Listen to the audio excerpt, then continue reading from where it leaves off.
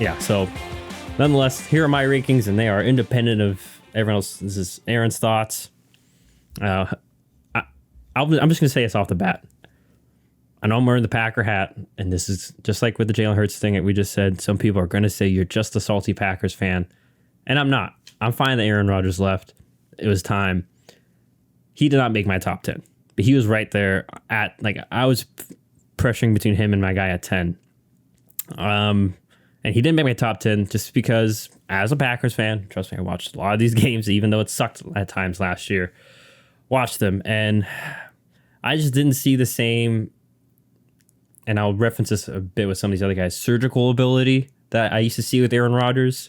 And I mean, you probably know what I'm talking about, John, where you saw quarters or drives, got to have at moments where, he just boom, boom, boom, boom, score. And like, it was just, almost like assassin like. I'm trying to think of a better phrase, but he's almost automatic, and even it makes amazing throw, perfect, and boom, you can say that 7 passes later it's a touchdown, or he makes a ridiculous play.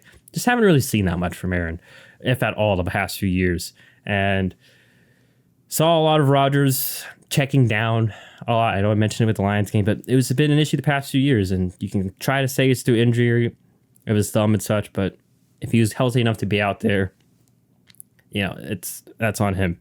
And I maybe like you said, John, maybe it could very well have been also offensive line, lack of continuity with the wide receivers last year, and the run game wasn't always perfect.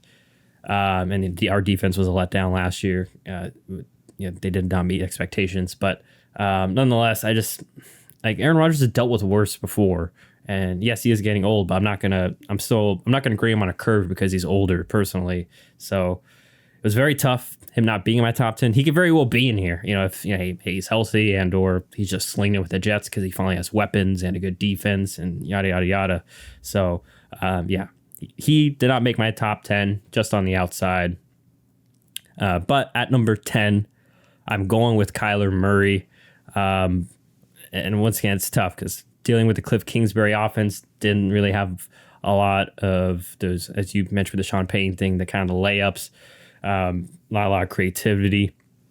And especially last year, wasn't that great of an offense, just even run game, explosive passing wise. But I don't put that all on Kyler. I think that's a little bit of the scheme. Still a dynamic runner and scrambler. Obviously, hopefully he comes back to ACL injury fine. And I would be very interested to see him in an offense where he's a little more in the center and just have more of a run game, more of a play action game. I think that will help because we see, especially towards the middle of the year, and I think the playoffs 2 years ago, when teams have a full week to fully just game plan for you and not the next opponent, they were able to kind of. Kyler Murray wasn't as willing to pull the trigger on some throwing the ball over the middle as much, and that may be due to the size. But I think getting a run game and maybe just getting a more complex system around him, they'll have a few more answers and maybe put a little bit less pressure on just him and his individual ability. He's still an amazing talent, and it's obviously why he got his bag last year. And I know incoming all the Call of Duty memes because now he's hurt, so he can probably play us a little more. As long as he comes back from his injury, I think fine. And we'll see how they play it this year. Grading of him, I would take him above Aaron Rodgers. And basically, just going forward to, I should have mentioned this, but my quarterback rankings, I'm kind of just going off like rest of, if I'd have for 1 year, a quarterback for 1 year, and the rest of the team's like if 75 overall, if you're thinking man wise, like that's kind of what I'm thinking. That's kind of the scale I'm going off of. But nonetheless, Kyler Murray at 10. He's kind of always been in that fringe for the past few years, but makes on my top 10 this year. Let me double check. I don't think he made it last year. He did not make it last year. But also we had guys like Brady finally retire, and Russell Wilson had a down year. So there's room for him to move up. Keeping it with the young guys, I'm going to my number 9, and that is Trevor Lawrence at number 9. And this is kind of this next tier, like he's kind of the star of this next tier of guys, where like they could all kind of be interchangeable. But with Trevor Lawrence, as you mentioned, he took a big step last year. Kind of helps when you have a functioning head coach that isn't doing other things right after a loss and such. And, you have a good culture around you. And he did clean up on his mechanics a lot last year. He was a lot more automatic. No, the playoff game he didn't start well, but like John said, came back from that. I think showed a lot of adversity, especially for the everyone loves to still dog on the Jaguars, and I hear they gotta prove that they can function for more than a year or two and have sustainable success. But Trevor Lawrence, like you said, John, I mean, since high school, this guy's been great, and it seems although he had a bump in the road his rookie year, it seems like he's kind of getting back on track. We know he has all the physical abilities. You have him in your top 5. He could. I hear it. Like he could very well be in the top 5. Even heck, if he has a great year, maybe even top 4 or 3. He could really make a big push, especially getting a marquee number 1 guy in Calvin Ridley and just having an offseason to build off success to know what they did right. So Trevor Lawrence at 9. And this, like I said, really tough here. I went with Dak Prescott at 8. Ironically, both have him at 8. I mean, yeah, if I'm with you, I feel like he gets a little bit too much criticism, especially for the interceptions. You mentioned you pulled up that great stat about how many of them were not technically his fault. And then, like, people I feel underestimated. I mean, I don't know if it's just because of the I feel like it is because Dallas Cowboys are always on ESPN, just getting talked about a lot. So I feel like he's put under a microscope, very much. More of a microscope than other quarterbacks. Like, 'cause every week we got to talk about what Dak and Prescott and the Cowboys did, and we don't do that for all guys. Like, once again, I feel like if the microscope was on Aaron Rodgers for all 17 weeks, like it was on Dak Prescott and the Cowboys last year, yeah, it would be a much different. We'd probably have a similar debate. And granted, that would be more valid in my opinion. Obviously, provide my rankings. But I'll say this too. I think that I don't mean to interrupt you. Sorry, but just on the Dak thing, I think that, and I see this a lot with the Cowboys, and I don't really care because the Cowboys have a big fan base, and like riling them up, because there's also a lot of stupid Cowboys fans. Riling them up gets you a lot of attention. That said, I think that with the Cowboys players, the conversation is always centered around what they do poorly. You see it a lot with Trayvon Diggs of, he gets burned. It's never about what they do well. It's about what they do poorly. So when we talk about literally any other quarterback, if you use the same arguments you use for some of these other guys, like about Dak, all of a sudden, like the Dak thing becomes a lot more clear. Like, for example, the guy has literally dominated this division, and it's not even close. Like, so many people love to bring up results and wins and blah, blah, blah. Like, Dak has literally lost like 3 games to this division ever in his entire career, and he's been here since like 2016. 3 games is probably an exaggeration. It's probably maybe 5 or 6, however many it is. But I'm talking like when he's healthy. Like, for example, the Eagles beat the Cowboys this year, but that was Cooper Rush. When Dak came back healthy, and albeit Jalen Hurts was not healthy, then the Cowboys win that one. So, like, and the Cowboys have like always crushed the Giants. They always crush Washington outside of like one game, I think, where Antonio Gibson went crazy. Yeah, that Antonio Gibson game, and it was like raining, and Connor Williams was just god awful. And I think that was also the year that both Tyron Smith and Terrence Steele were hurt. And like, so there's just a lot of things that I feel like when it comes to Dak, if we took the star off his helmet and put him in literally any other situation, in any other team, I think people would maybe be a little bit more fair about him. I'm not one of those Cowboys fans that's going to sit here and argue that he's like a top 5 guy, because just frankly, he's not. He doesn't have the arm talent that some of those other guys have. He's not as consistent as some of those other guys are, but I don't know. I do think it's just kind of crazy the way that, we hype up like a Brock Purdy because the guy goes and he wins a lot of games. But then when Dak, every single year of his career that he's been healthy, has had a winning season, and only once ever when he was healthy missed the playoffs, everybody freaks out and pretends like he's terrible. I don't know. It's weird. Yeah. So I have him at 8. I mean, put him in any offense, he can run it. We all know he's still solidly mobile. His toughness is underrated, especially standing within the pocket, making big time throws with people around him. His size is a skill, and his size is a very good skill. And for the most part, a consistent thrower. Sometimes gets a little sloppy as mechanics, but you can attribute that to sometimes injuries. Dealing with those, it's never easy to come back and be the same person. So nonetheless, yeah, I have him at 8. Like you said, a lot of the teams would take Dak Prescott over their current quarterback. So, He is at number 8, and now I go to number 7, and that's where I throw in Jalen Hurts. And this was, like I said, really tough. For me, it was just, I think Hurts is more of a dynamic runner, obviously, at this point of his career than Dak. And, like, obviously, Dak's been dealing with injuries, so maybe a fully healthy Dak might be more different, and just different offensive philosophies, because now Dak's asked to be a little bit more of a pocket quarterback, while Jalen, if anything, that's maybe one of his weaknesses, in my opinion. Obviously, we know he's got a good arm. Obviously, a great leader. It seems like everyone there loves him, and for most of these guys in the top 10, that's going to be the case. And good arm.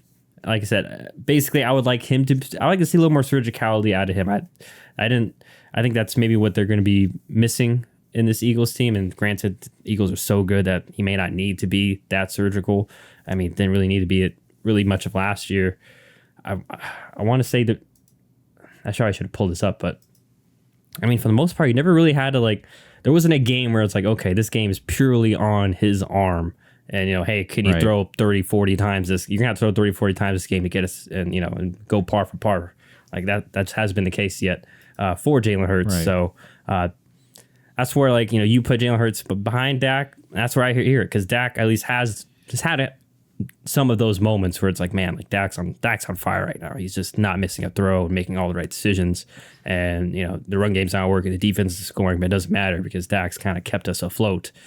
Jalen, he does it more so maybe with his runs and off schedule stuff. But as we kind of saw in the Super Bowl when the Chiefs, they made an effort to just say, screw it, contain it, make them make tough decisions. He wasn't really able to do so.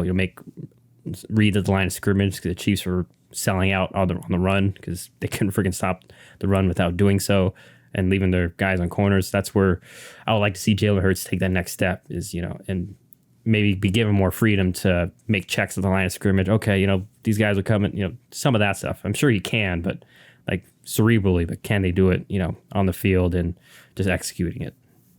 So that's why I have him at number 7, just barely above Dak Prescott, but I'm sure luckily you put him a little bit lower, so I was not that I like you said, not that I'm worried about Eagles fans. I was like, man, I'm gonna have to hear from Eagles fans, but luckily I might not get much of that brunt of the football. They can come hate on me all they want. We'll have this conversation again after. I mean, they made him the second highest paid quarterback ever. Yeah. Now that Justin Herbert got his deal, so we can have this conversation again when they can't afford to pay people like the Chiefs couldn't, and things change. And I think that we can also have that conversation about Dak because Amari Cooper's gone. So, it is. We'll see. Yes. We'll see.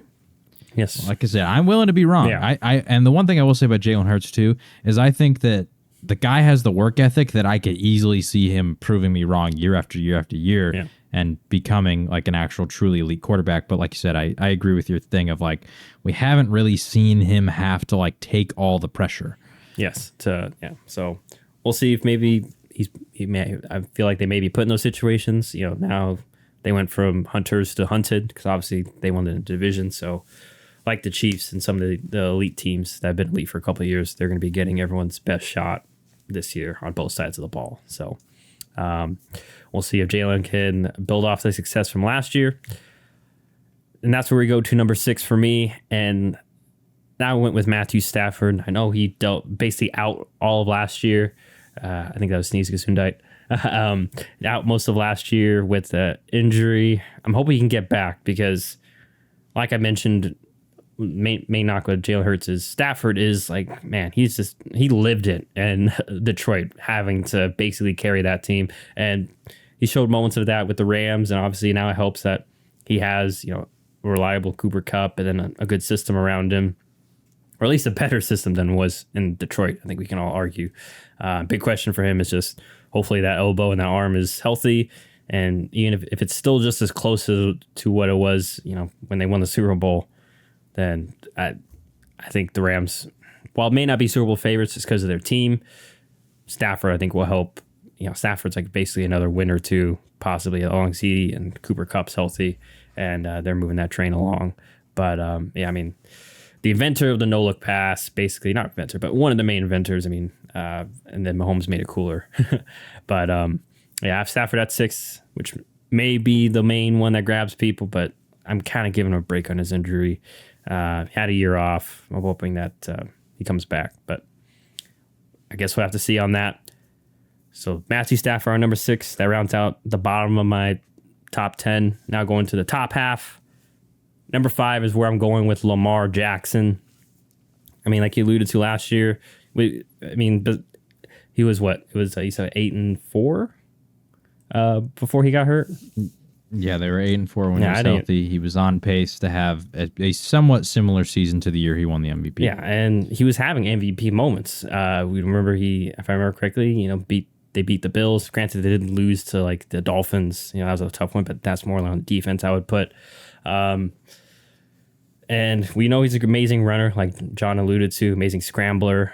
And I've always felt that he does have more to offer in the passing game. It's just with Greg Roman, their passing concepts have always been lacking. They've always been bland. As we've seen within halfway through the season, kind of like we saw last year, the tricks that they came up for in the offseason, the counters, like teams identified those and were able to adjust to that, and then there was no further adjustment from Greg Roman, or no further layers upon in the passing game. So especially when J.K. Dobbins is struggling and your franchise left tackle is still coming back from injury, he had a lot to deal with and a lot going against him per se.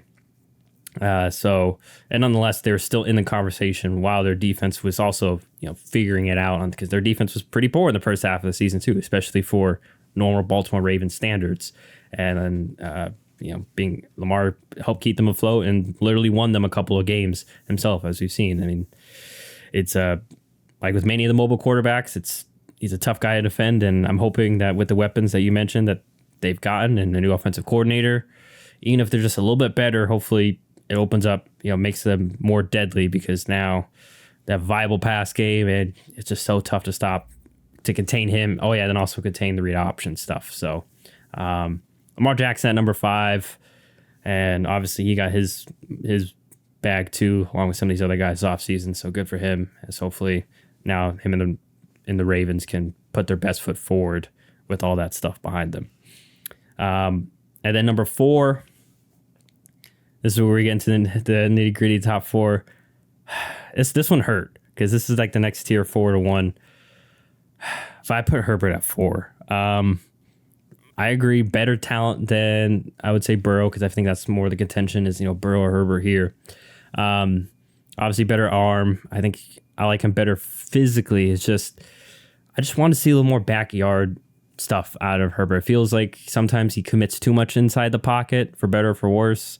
I like to see him just tuck and run a little more, or tuck it and extend plays. And granted, he's had receivers in and out, so it's tough to grade him. But yeah, this is truly one where I'm like picking at a straw, and it's just that Burrow's just had more of the surgical special moments. And by the way, Burrow is my number 3. I'm only saying that because like these two are so close. And I think Burrow is better at the backyard stuff, especially behind the line of scrimmage. Not like a better scrambler, but better at buying time, manipulating the pocket, finding his dump off, or making a playoff schedule. I feel like Burrow has a better natural feel that way than Herbert, at least right now. But that could all change between both these guys. But yeah, it's tough. And then with Burrow too, why I have him higher, I just feel like he has a better understanding of the, I won't say the game, but of what defenses throw at him. He has a lot more, he's very good at recognizing where to go with the ball in the proper places. Very good at just making quick decisions that way. Not that Herbert's not, but I just felt that Burrow was just better at that. And granted, maybe because he has had, you can argue they both had poor offensive lines, but you could say his line's definitely been worse to start his career. So maybe that's just something that's maybe a negative that kind of benefited him, is having a quicker clock, quicker release. But yeah, it's really close between those two. You put Herbert at 3 and Burrow at 4. I understand that. I'm not going to push back against that. Like I said, there was a few times in my head where I had that too. So those are 3 and 4. Joe Burrow, the Bengals at 3. Justin Herbert at number 4. All right, and top 2. Yeah, I'm with you. I went with Josh Allen at number 2. I also had him at number 1 last year. I mean, whether it is because of the elbow injury, we did see Josh Allen take the smallest of step backs, and it may have been because, like we mentioned, the situation. The defense also losing Von Miller throughout half the year. The onus was more on them, on the offense to produce. New OC as well. So he did have a few more of the boneheaded Josh Allen turnovers that plagued him throughout the beginning of his career. He just had to sprinkle more of those. And obviously the Bengals, how the season ended against the Bengals was not a great look for them at home. But yeah, hopefully we can just tune back the dumb, I don't know a better phrase, but the dumb decision making at times, forcing things. Hey, throw the ball away, take the check down, just play it safe a little bit more. I know that he is like many of these top guys where constantly the game's being put on him. He has to be the main reason why the offense is working. I mean, the offense does, he's, like you mentioned, been one of their, if not the leading rusher, one of their leading rushers in the past few years. So that's with the lack of run game. So basically one-dimensional, and they've still been as successful as they have been, the Bills. He's obviously been a main part of that. I agree with you.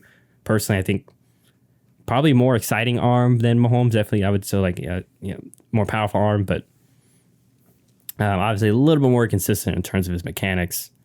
But still, number 2, not bad for Josh Allen. And then, number 1, Mahomes. I mean, talk about surgical personified. We saw in the Super Bowl. We just seen it in so many moments. And then even the off-schedule stuff is just, and not that it always somehow works, but it just, for the most part, he's gonna find a way. It's crazy. I mean, we've seen so many crazy comebacks from him and the Chiefs, and like I said to the Chiefs preview, I mean, the main criticism last year was, he can't do it without Tyreek Hill. They're gonna drop off, and what did they do? They still win the Super Bowl, and not really with a clear number 1 receiver, not named Travis Kelce. And even then, like, I know Kelsey's really good, but he doesn't make Mahomes. I think, they just complement each other so well.